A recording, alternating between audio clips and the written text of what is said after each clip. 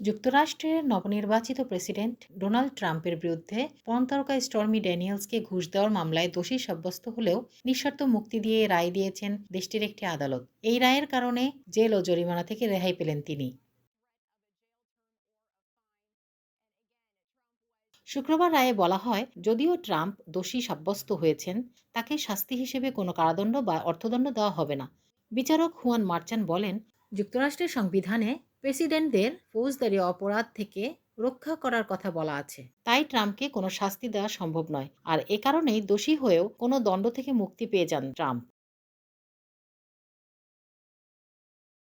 Trump আগামী ২০শে জানুয়ারি যুক্তরাষ্ট্রের president হিসেবে শপথ নিতে যাচ্ছেন, যা তাকে যুক্তরাষ্ট্রের ইতিহাসে প্রথম ফৌজদারি অপরাধে অভিযুক্ত প্রেসিডেন্ট বানাবে।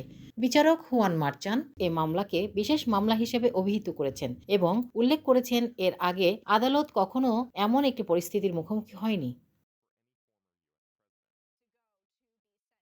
২০১৬ সালে যুক্তরাষ্ট্রের প্রেসিডেন্ট নির্বাচনের আগে যৌন সম্পর্কের বিষয়ে মুখ বন্ধ রাখতে ট্রাম্প স্টর্মি ড্যানিয়েলসকে $1,30,000 ঘুষ দেন বলে অভিযোগ ওঠে। জালিয়াতির মাধ্যমে ব্যবসায়িক নথিপত্রে বিষয়টি গোপনও রাখেন ট্রাম্প।